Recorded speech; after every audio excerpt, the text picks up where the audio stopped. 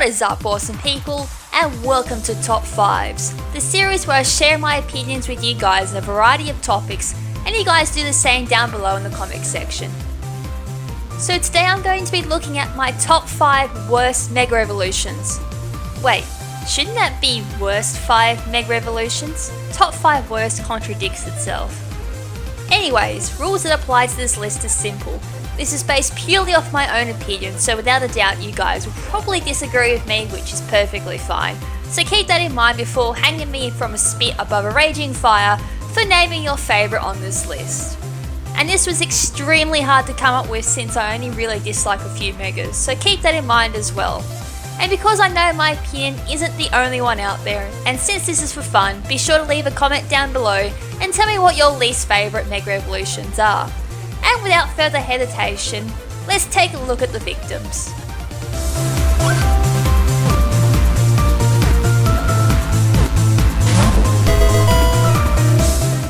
Coming in at number 5, purely based on absolute disappointment, is Mega Absol.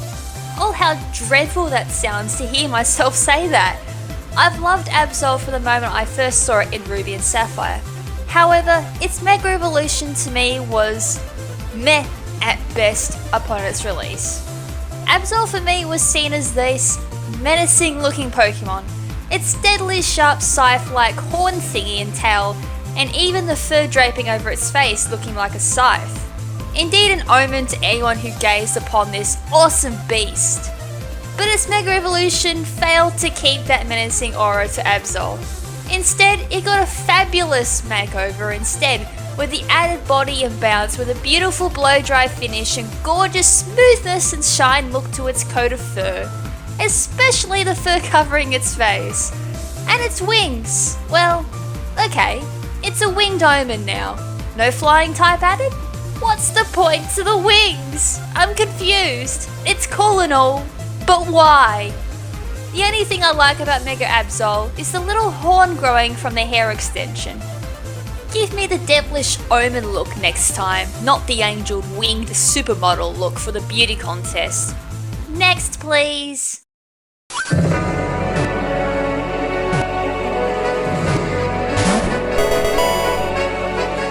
At number 4 I have Mega Gyarados.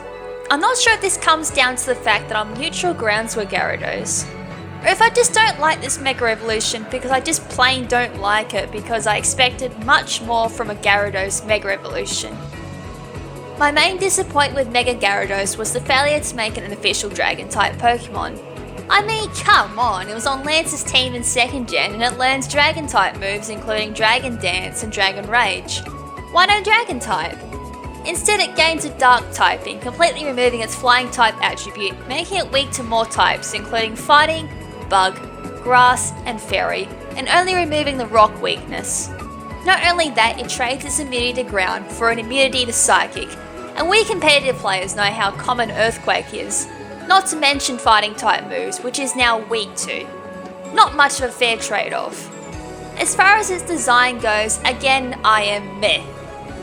It kinda reminds me of those Chinese dragon models where people control it with pose from the inside to do the dragon dance. Not the Pokemon move, but the traditional Chinese dance. Other than that, it's Gyarados, but with more extreme features. I guess I don't like it because I don't have an appeal for it. As aforementioned, I feel Mega Gyarados could have been much, much more, but got shortchanged somewhere along the way.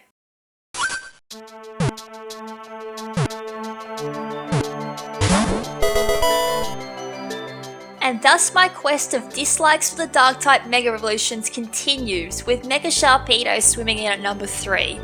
I've already mentioned in my top 5 favourite Mega Evolutions that Mega Camerupt took the cake between the villainous leaders Megas, due to Mega Sharpedo not doing it for me. And honestly it just doesn't, with a tattooed jaw for some extra markings, and a much larger jaw to work in with its ability Strong Jaws. But the most important one has to be that either the official Mega Sharpedo artwork lied, or this feature was removed from Sharpedo after the official artwork was made, but I have not once seen any spikes coming out of Sharpedo's jaw anywhere in the game. Even my Pokédex shows no spikes. Just an oversized torpedo-shaped shark who I'd hate to swim with. I'm not too sure if it's just my inner self thinking a mega version of this Pokemon could be much vicious looking, or my expectations are way too high due to my liking for Sharpedo. But this mega just doesn't tickle my fancy at all. I think I've only used Mega Sharpedo once since Oris was released. Competitively and design wise, I still prefer non-Mega Sharpedo, and it looks like not even the flows of time will change that.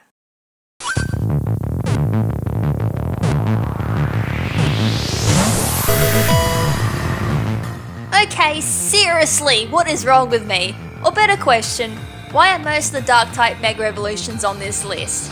And why are some of the ones that I like? Number 2 goes to Mega Sableye. I will admit, I do have a love-hate opinion for this little imp, as I only started liking him in Gen 5. And not because of the addition of Prankster as Sableye's hidden ability. Oh no. If any Pokemon missed a perfect opportunity for a beastly Mega Evolution, it was Sableye. However, it seems Ken Sugimori was sitting back one day playing Legend of Zelda whilst chilling on his day off and decided to take on the massive rupee and give it to Sableye. Done! Excellent work, Ken, you deserve a Nobel Prize and the rest of the day off. Thus Mega Sableye was born. At least the other Megas on this list had at least a decent appearance change. All that changed with Sableye was he's now holding a massive rupee, or jewel, whatever it is, it's massive. But that was all. It seems Mr. Sugimori loves Moal more than its version counterpart.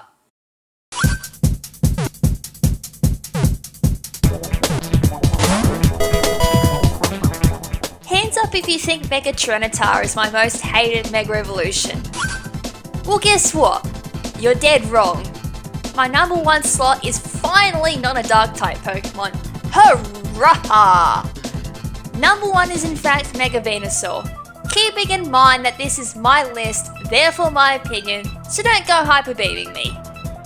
So here's a fact. I do like Venusaur as a Pokemon, and I even enjoy playing through Generation 1 with Bulbasaur as my starting Pokemon. But Mega Venusaur it just gained a flower on its head and a few more leaves, and maybe the huge flower on its back grew a bit bigger. But that's it. If you were to show a person who only played Pokemon for only a year when Generation 1 was released back in the 90s, chances are they'll ask if Charizard and Blastoise got another evolution to only follow it up with, but then why didn't Venusaur get another evolution? Mistaking it for a redesign rather than an evolution. And that's what Mega Venusaur is to me. A redesign rather than an evolution. Heck, this thing's an absolute monster competitively. One that I shiver at when it appears on Team Preview. Knocking non-Mega Venusaur out is usually quite a task without it Mega evolving into an even greater tank thanks to thick fat that reduces both fire and ice type damage, both of which are effective against Venusaur.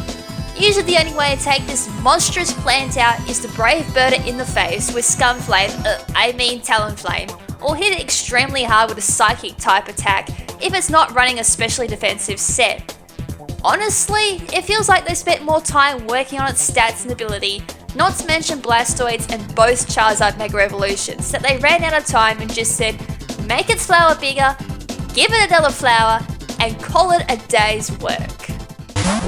And just quickly, for those who are wondering, I do indeed have some dishonorable mentions. They are Mega Garchomp, Mega Slowbro, Mega Salamence, Mega Lati, and Mega Latios. Both purely for the same reason, so they kind of were slotted in for one Pokemon. And with that, that is it for this episode. Hope you guys enjoyed it. And don't forget to sign off down in the comment section below with your list of your worst 5 Mega Evolutions. I look forward to reading what other people think about the Mega Evolutions. Honestly, as I said, this was an extremely hard list for me to do because I don't tend to hate things passionately. I just tend to have a dislike, and that's about it, which is why, as I said at the beginning of this video, it's going to be quite hard for me to consider what I don't like and what I just kind of don't like, if you understand what I mean. But anyways, I shall catch you guys tomorrow for Trivia 20 Tuesday. And with that, this is Lady KrimZen's saying ciao for now, but not forever. Ciao!